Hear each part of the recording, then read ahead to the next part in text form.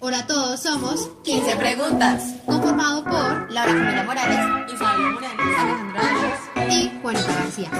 El día de hoy hablaremos de la patrística y San Agustín. La patrística fue el movimiento literario, filosófico y cultural que dominó en la Edad Media. Esta es la forma de pensamiento especulativo llevada a cabo por los padres de la Iglesia y los escritores eclesiásticos. Es la fase en la historia de la organización y la teología cristiana. Se ocupó sobre todo en la defensa del cristianismo frente a las religiones paganas y las herejías, pues estas eran creencias que entraban en conflicto con el dogma establecido por el cristianismo. Este movimiento se encuentra en la sociedad, sobre todo occidental, reemplazando a las otras religiones paganas diciendo que la religión cristiana era la única y verdadera, porque era la palabra de Dios. La patrística fue muy importante por el hecho de ser el primer intento de unificar la religión cristiana y la filosofía, en donde la filosofía posee unas verdades que convienen con la revelación cristiana, pues le dan una explicación racional a los dogmas cristianos. La patrística griega. El renacimiento del interés en el tratamiento de temas de orden metafísico es el elemento que distingue a todos los padres griegos de la patrística, interesados sobre todo a cuestiones morales y éticas. Su influencia es muy grande, tanto para la patrística griega como para la latina, del platonismo y neoplatonismo. No hay ninguna diferencia entre las dos filosofías, porque ignora las sutiles diferencias que existían entre las dos escuelas de pensamiento, pero las adapta a las necesidades de la religión cristiana.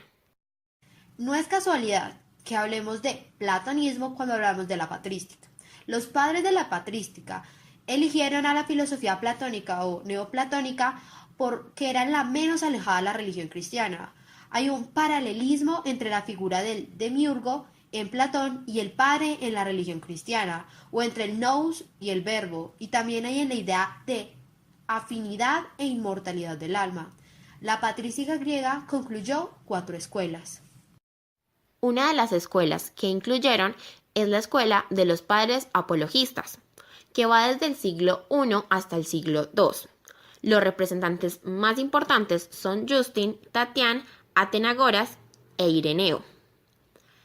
También incluyeron la escuela de Alejandría. Esta va desde el siglo III a.C.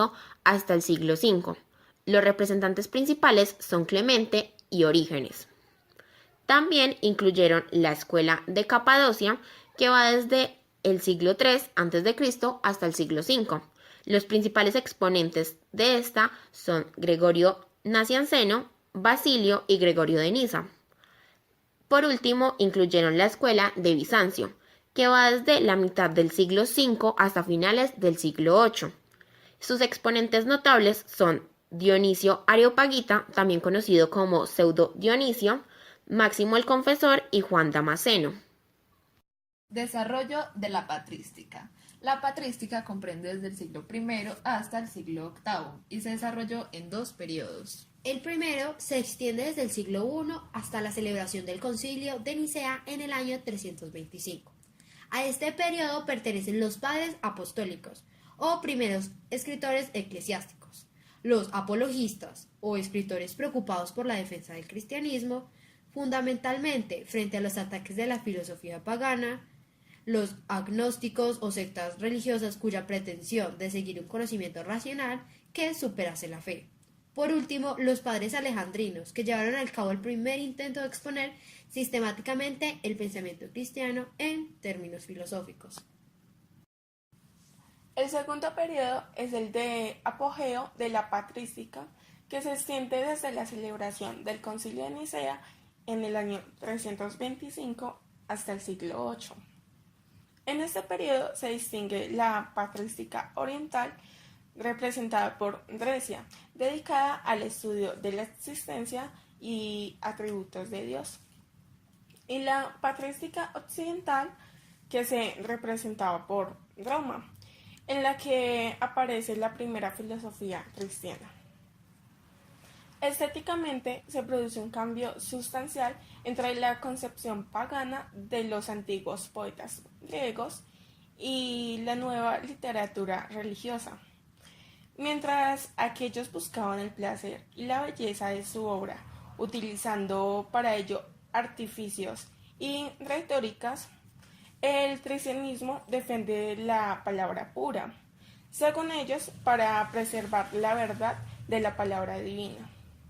Pero existía más afinidad entre ambas culturas de la que cabría esperar, ya que los ideales defendidos por los padres primitivos en el siglo II y III, que correspondían en buena medida con las ideas destacadas por Platón y sus pensamientos filosóficos. La vertiente oriental.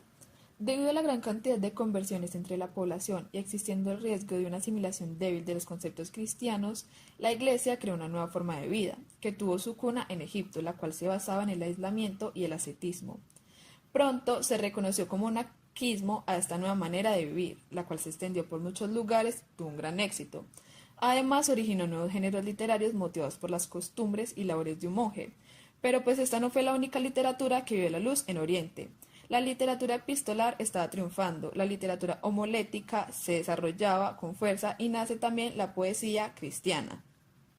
En Asia Menor se desarrolló la ortodoxia trinitaria, representada fundamentalmente por San Basilio Magno, Gregorio de Niza y Gregorio de Nacianceno, conocidos como padres capadocios, que hicieron suya la sabiduría helenística de los grandes poetas y filósofos griegos, y la cual adaptaron al cristianismo.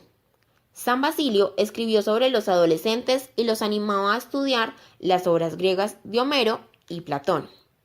También les enseñaba a utilizar el ornamento y la retórica a favor del mensaje. Por su parte, Gregorio de Nacianceno sostenía que lo ideal sería una literatura con el bondadoso mensaje cristiano y la poderosa narrativa pagana.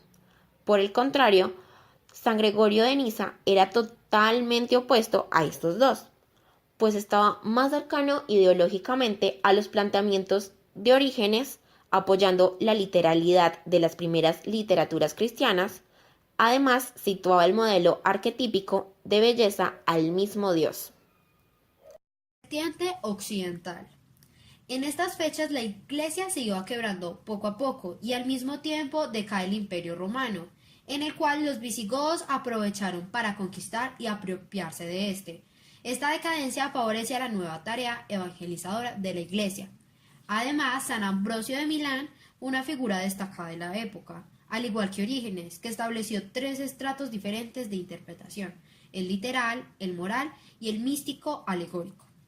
Cuando hablamos de los padres de la Iglesia, nos referimos a aquellos cuya labor fundamental fue la de redactar obras que exponían la doctrina cristiana. Son los verdaderos iniciadores de la filosofía cristiana, al mismo tiempo que desarrollan la estructura eclesial.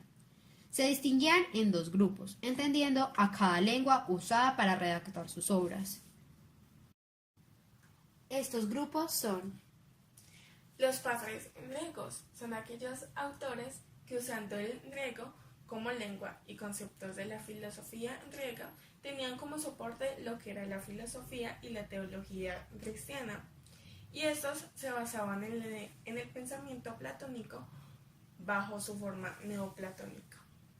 La influencia de los griegos dio un carácter reflexivo a sus escritos, el cual marcó el pensamiento cristiano. Y los otros son los patrelatinos. Son aquellos autores que escribían en latín y a partir de la cultura romana contribuyeron a la formación del pensamiento cristiano.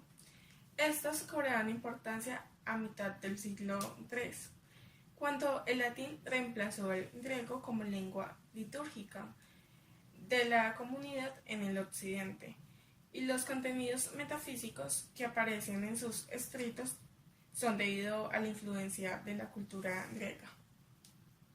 La tarea que realizó la patrística fue iniciar la construcción de un pensamiento cristiano a partir del pagano.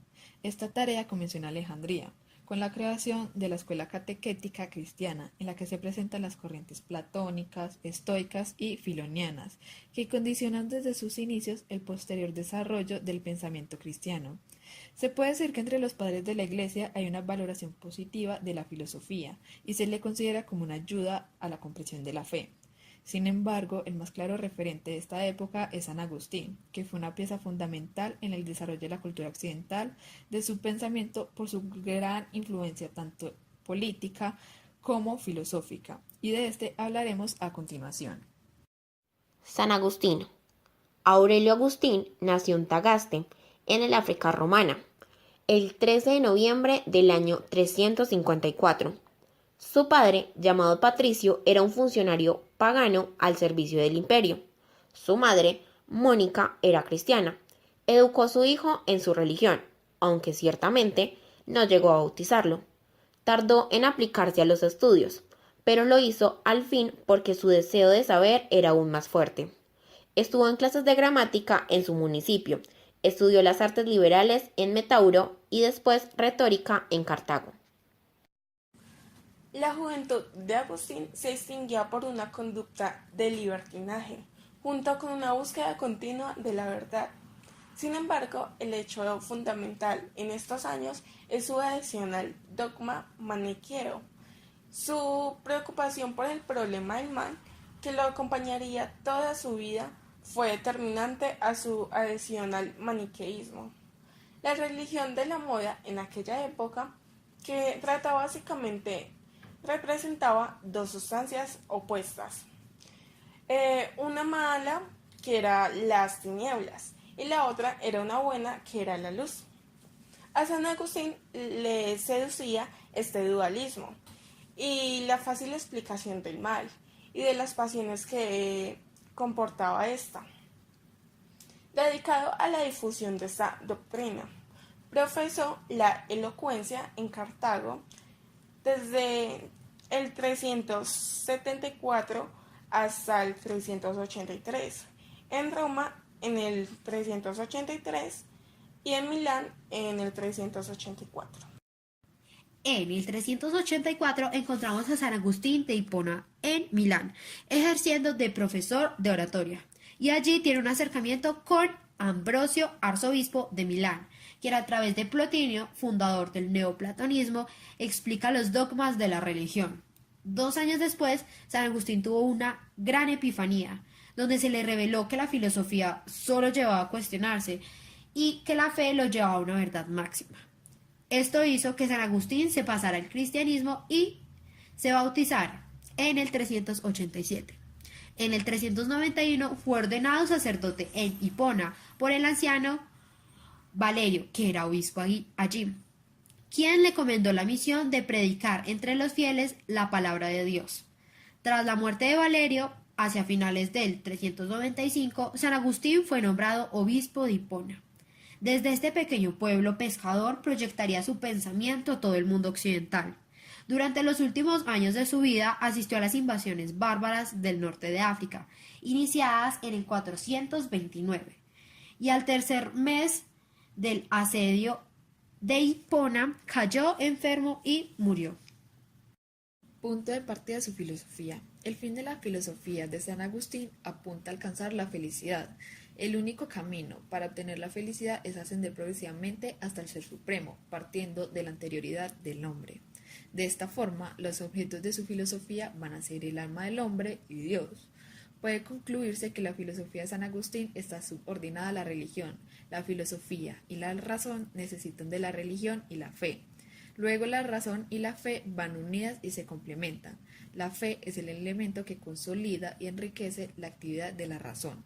Su filosofía ha sido llamada metafísica de la experiencia interior, ya que la estudia desde el interior del hombre.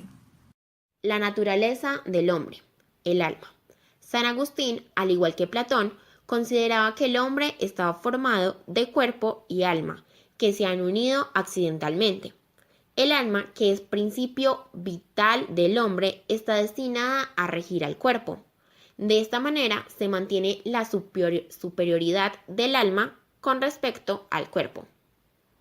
San Agustín, al plantearse la cuestión del origen del alma, al principio sostiene la doctrina generacionista, que dice que el alma es engendrada por el alma de los padres, al igual que el cuerpo.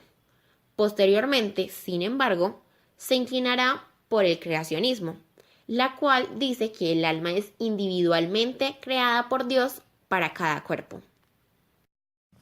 A San Agustín le preocupa el tema del conocimiento, concretamente la búsqueda de la verdad y su justificación.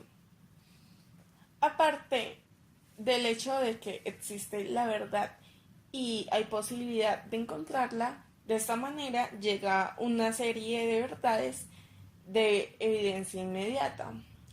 Una de estas verdades es la verdad de la propia existencia, que se revela en la actitud pensante y puede resumirse de esta forma: si dudo, si sueño, si me engaño, además de ser verdad mi duda, mi sueño y mi engaño, es también verdad que existo.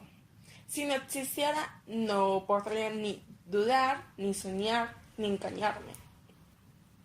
Otras de las verdades claras y evidentes pertenecen a la lógica y a la matemática, a la conciencia y a los principios morales. Existen otras verdades inmediatas que necesitan demostración y a las que se llega por medio del razonamiento. Ahora, la verdad que busca San Agustín es una verdad total y única, eterna e inmutable, por la que son verdaderas las cosas que lo son. Esta verdad es Dios como ser, como luz y como bien. Dios es la guía de la conducta del hombre y objetivo de sus aspiraciones. Dios en la patrística. San Agustín afirmaba que el fin último del hombre es Dios. Con Dios se alcanza la felicidad. Bajo este supuesto, San Agustín propone demostrar racionalmente la existencia de Dios y determina su esencia, que es existir. Existen dos vías para demostrar la existencia de Dios. Primero, que es la observación de la contingencia y la mutabilidad del mundo. En el mundo, los seres nacen y mueren, por lo tanto, son contingentes, es decir, no pueden existir por sí mismos, necesitan un ser supremo que les haga ser contingentes, y este ser es Dios. Por otro lado, tenemos la prueba de la verdad. Existe en el entendimiento ciertas verdades que, por ser eternas y necesarias, están sobre el hombre y sobre su razón. Estas verdades solo pueden proceder de Dios, que es la verdad eterna, luego queda demostrado la existencia de Dios. Esencia. El conocimiento de la esencia de Dios se adquiere a través del estudio de las propiedades del mundo, que es la obra creada por él. San Agustín se inclina por la teología negativa. Esta dice que a Dios se le conoce mejor negando de él las propiedades de los seres creados que afirmando algo positivo. De esta manera, frente a la realidad contingente, mutable, finita e imperfecta del mundo creado, Dios se erige como ser supremo, inmutable, infinito y perfecto. La creación del mundo. Dios ha creado el mundo por medio del Verbo Divino, segunda persona de la Santa Trinidad. Lo creó libremente de la nada, sin materia preexistente y conforme a las ideas eternas que existían en su mente. De esta forma, el mundo es un reflejo de las ideas divinas. Y hemos llegado al final de este podcast. Aunque sabemos que nos queda mucho por decir y que la historia se sigue escribiendo, esto es todo por hoy. Recuerden darle like y suscribirse. Recuerden, somos 15 preguntas.